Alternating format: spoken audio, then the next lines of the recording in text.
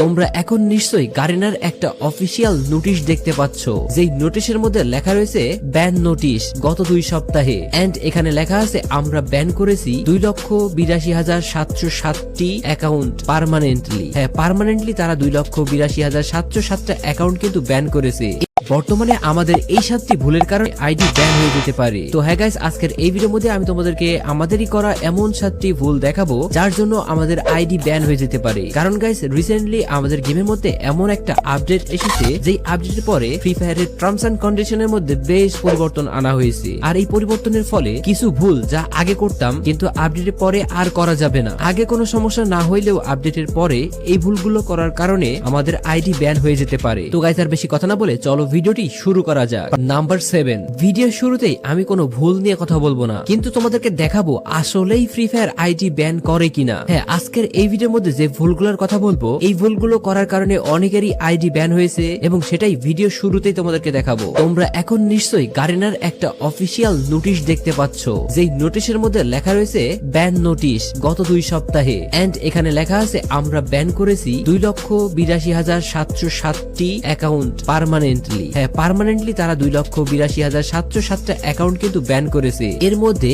168টি আছে hack related channel. I mean যারা hack নিয়ে ভিডিও তৈরি করে, হ্যাক সেল করে, এই ধরনের 168টা চ্যানেল তারা রিমুভ করেছে এবং 6,778টি হ্যাক রিলেটেড ভিডিও তারা ডিলিট করেছে। এছাড়াও 2,82,707টি ফ্রি ফায়ার অ্যাকাউন্ট তারা ডিলিট করে দিয়েছে, আই মিন ব্যান করে দিয়েছে। তো তাহলে বুঝতেই পারছো আজকের ভিডিওটি তোমাদের জন্য কতটা ইম্পর্টেন্ট, এবং আজকের এই ভিডিওর মধ্যে যেগুলো দেখানো হবে তা তোমাদের আসলে অনেক হেল্প করবে নিজেদের আইডি সুরক্ষিত রাখার জন্য। নাম্বার 6 নম্বরে আমি প্রথমে কথা বলবো গ্লিচ ইউজ করার ব্যাপারে। গাইজ, আগেকার সময়ে গ্লিচ অনেক বেশি দেখা যেত গেমের মধ্যে, এখন আর আগের মতো অতটা গ্লিচ দেখা যায় না। আগেকার সময়ে তো গ্লিচ করে আকাশে উঠে যাওয়া যাইতো, গ্লিচ করে উড়ে বেড়ানো যাইতো, গ্লিচ করে মাটির মধ্যে চলে যাওয়া যাইতো, গ্লিচ করে একটা জায়গা থেকে অন্য জায়গায় দ্রুত চলে যাওয়া যাইতো। এমনকি কিছু কিছু গ্লিচ রয়েছে যেগুলোর সাহায্যে আমরা পাথরের মধ্যে ঢুকে যেতে পারি। এন্ড এই ধরনের কিছু কিছু গ্লিচ এখনো গেমের মধ্যে দেখা যায়। আর এরকম গ্লিচ যখন আমাদের গেমের মধ্যে দেখা যায় তখন ওই গ্লিচ গুলা আমরা বেশি বেশি করার চেষ্টা করি, বা ওই গ্লিচ গুলা বেশি বেশি করার ফলে আমরা আনন্দ পাই, তাই বারবার চেষ্টা করি। কিন্তু এখন থেকে এই কাজটি আর করা যাবে না, কারণ লাস্ট ওবি আপডেটের পরে গারিনা স্পষ্ট ভাবে বলেই দিয়েছে যারা এই ধরনের গ্লিচ ইউজ করবে তাদের আইডি ব্যান হয়ে যাবে। সো নিজেদের আইডি ব্যান না করতে চাইলে এই ধরনের গ্লিচ ইউজ করা থেকে বিরত থাকো। এছাড়াও গাইজ, আমরা বিভিন্ন সময়ে গ্লিচের সাহায্যে র্যাঙ্ক পুশ, গ্লিচের সাহায্যে সিএস র্যাঙ্ক পুশ, এগুলা দিয়ে স্টার বাড়িয়ে থাকি বা র্যাঙ্ক স্কোর বাড়িয়ে থাকি। সো এইগুলাও করা যাবে না। এগুলা করলেও নিজেদের আইডি তো ব্যান হবেই, এন্ড পরবর্তী সময়ে তোমরা আমাদের কাছে এসে কান্নাকাটি করবা, ভাই আমি কিছুই করিনি কিন্তু আমার আইডি ব্যান হয়ে গেছে। গাইজ, কিছু না করলে কখনোই আইডিটা ব্যান হয় না। কারণ তোমার পার্সোনাল শত্রু না যে তোমার আইডি আসলো আর ব্যান করে দিল। তোমরা নিজেরা ভুল করো, দ্যাটস ওয়াই তারা কিন্তু আইডি ব্যান করে, আর শেষে এসে বলো যে কোনো কিছুই করনি তাও আইডি ব্যান করে দিয়েছে।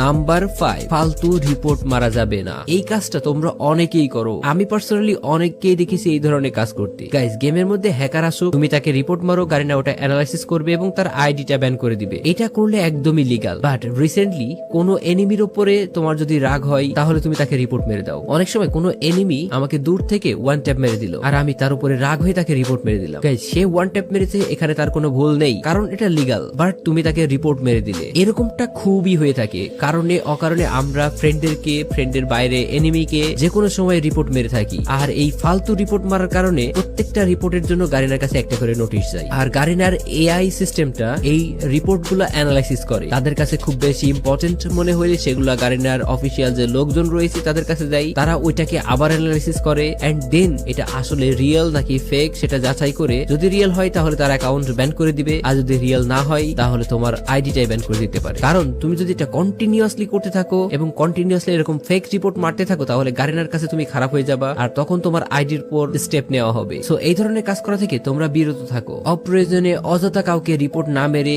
যে আসলেই রিপোর্ট খাওয়ার যোগ্য, মানে অনেক সময় হ্যাকার পড়ে, টক্সিক বিহেভিয়ার করে, এগুলাকে রিপোর্ট মারো, কোনো সমস্যা নাই। বাট উল্টাপাল্টা কারণে অপ্রয়োজনে কোনো রিপোর্ট মারলেই সমস্যা